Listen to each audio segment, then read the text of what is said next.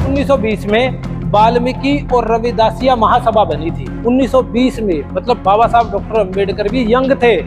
बाबा साहब डॉक्टर अंबेडकर ने भी ये बात कही थी, चमारों में और महारों में और मांग और मातंग में आपस में मतभेद है, इसलिए उन्होंने आर्टिकल 16(4) जोड़ा था। रिजर्वेशन सत्ता में होने के बाद भी हमारे लोग सत्ता में नहीं है, पार्टियों की हकदारी की सत्ता में तो है। हमारी रिजर्वेशन सीट पे खड़े हैं मगर हमारे हकों की बात नहीं कर पाते। भारत का एकमात्र कार्य सफाई का जो है बिल्कुल आखिरी पायदान पे है और 90% हम उससे जुड़े हुए हैं। अब अगर हम चमार जाति की बात करें, उन्होंने आंदोलन के लिए बराबर में तो खड़ा किया है। जाट जाति की बात करोगे ना, स्पोर्ट्स में लड़के को भी और लड़की को भी दोनों को उतार दिया, मगर पुरुषों की जो नौकरी है वो 12वीं क्लास पे भी लगा हुआ है और महिला ग्रेजुएट और BA, MA, MPhil होने के बाद भी जॉब पे नहीं दिखाई दे रही। कहीं पढ़े लिखे तो आ रहे हैं मगर सत्ता और प्रशासन में हिस्सेदारी दिखाई नहीं दे रही। बाबा साहब का वॉल्यूम है, वॉल्यूम नंबर 17।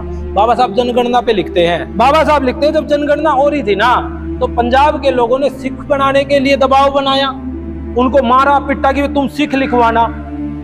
मुस्लिमों ने कहा तुम मुस्लिम लिखवाना, मतलब तुम अछूत मत लिखवा देना। धर्म मंडल था, उसमें 2 प्रमुख जातियां थी, वाल्मीकि और रविदासिया। आज धर्म मंडल को जो कोषाध्यक्ष और जो प्रमुख लोग थे वो वाल्मीकि जाति के थे।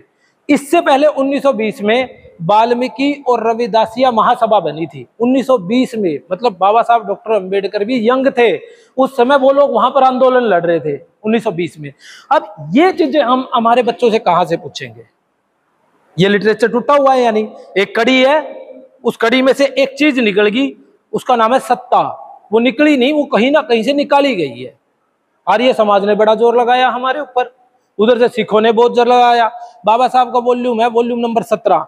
बाबा साहब जनगणना पे लिखते हैं, पहले ही पेज पे, आप PDF डाउनलोड कर लेना चाहिए, पहले ही पेज पे गांधी एवं उद्धारक उस वॉल्यूम का नाम है।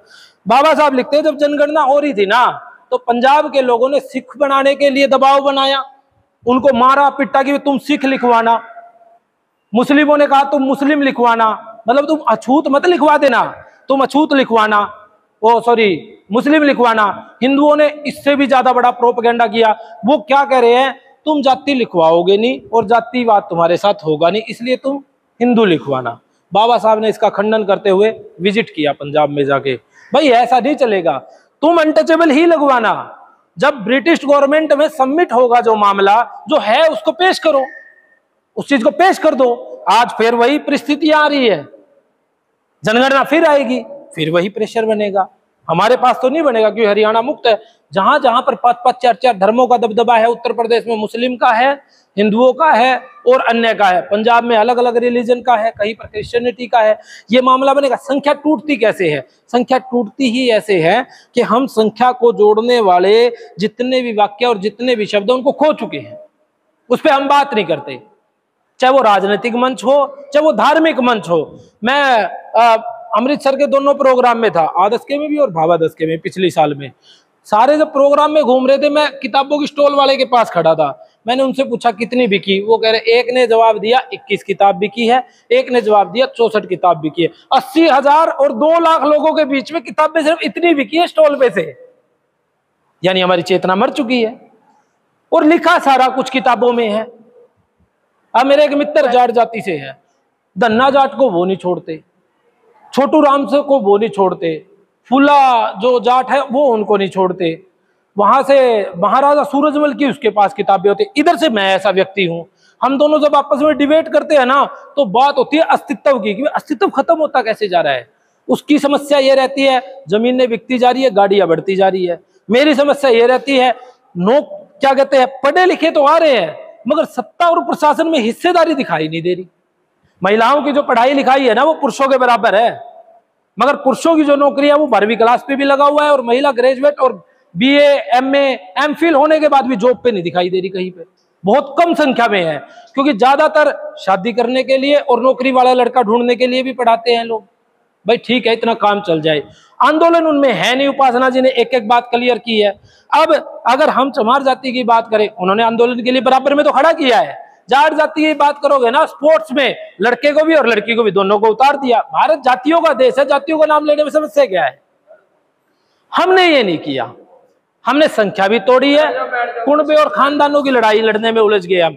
हमारा उद्देश्य सावधान यात्रा से, चाहे आप किसी भी व्यवस्था पे बात करो, हम उस पर बात करेंगे, मगर लास्ट उद्देश्य ये हम लिटरेचर की नॉलेज अपने लोगों को देंगे, मीटिंग करके और नुक्कड़ सभाओं से। वहां से भी काम नहीं चला ना, हम उस शहर को तब तक नहीं छोड़ते जब तक हम डोर टू डोर लोगों के पास ना जाए। हमें भी तो पता होना चाहिए कि समस्या अटकी कहाँ है। जब हम आ ही गए सर, तो हम ये थोड़ी है कि घूमते रहे, फिर हम एक शहर से ही शुरू करेंगे, शहर में रुकेंगे, वहां बात करेंगे। संगठन कोई भी हो, तार्किकता तो होनी चाहिए हमारे पास। तार्किकता ना होने की वजह से जब हमारे लोग रिप्रेजेंटेटिव यूएन में भी जाते हैं ना, तो हमारे लोग शब्द नहीं दे पाते कि हमें क्या कहना है वहां पर। अब यूएन में रिप्रेजेंटेशन जब हमारा गलत हो जाए, भारत का एकमात्र कार्य सफाई का जो है बिल्कुल आखिरी पायदान पे है और 90% हम उससे जुड़े हुए हैं। अगर उसे यूएन में अलग से भी रिप्रेजेंट करे ना तो भी कोई समस्या नहीं, कोई लेके ही नहीं जाता। क्यों लेके जाएगा? क्योंकि हमारे पास उस लिटरेचर की कमी है, उस फॉर्मेट की कमी है जो उसको पूरी फाइल बना के दे दे, भाई तू जा। तो उसकी भरपाई हम कर रहे हैं। उसकी भरपाई के लिए जैसे विल्सन बेजवाड़ा है, उन्होंने एक आंदोलन किया और जो पटड़ियों पे गंदगी पड़ी थी, जो हाथ से मैला उठाते थे, वो खत्म कर दिया उन्होंने। आज वो कानूनी अपराध है। बहुत सी ऐसी चीजें हैं हमारे बीच में, उन सारी चीजों पे हम बात कर, मगर मूल बात यही है, रिजर्वेशन सत्ता में होने के बाद भी हमारे लोग सत्ता में नहीं है, पार्टियों की हकदारी की सत्ता में तो है। हमारी रिजर्वेशन सीट पे खड़े हैं मगर हमारे हकों की बात नहीं कर पाते। वो इसलिए नहीं कर पाते क्योंकि आवाम जो नीचे से है वो बात सही नहीं रख पाती। डीएससी की सही बात थी, आवाम उठ गई, 70-80 हजार लोग इकट्ठा हो गए। और ये भी 1964 में ही आ गई थी, KL सरबटा के जरिए। जब 1964 में भावादस बनी थी, उसी 1964 में रिजर्वेशन डिवाइडेशन की बात चल गई थी। क्योंकि ये रिजर्वेशन का जो दौर है बाबा साहब डॉक्टर अंबेडकर के टाइम से चल रहा है।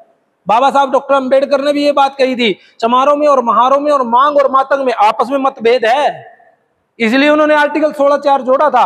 क्या उन्हें नहीं पता था कि मैं जातियों को जोड़ूं या तोड़ूं? उन्हें नहीं पता था। उन्होंने रिजर्वेशन का जो बेस है एजुकेशन और सोशली 16(4) जोड़ दिया कि आने वाले समय में ऐसा तो नहीं हो जाए जाति अपनी संख्या का अनुपात दिखा के खुद तो प्रशासनिक हो जाए और दूसरी जो जातियां हैं वो कहीं डाउन चली जाए। वही हो गया। अब वो जो नोट्स टूटे हुए हैं, वो जो कड़ियां टूटी हुई है, उसको हम सावधान यात्रा के जरिए पेश करेंगे।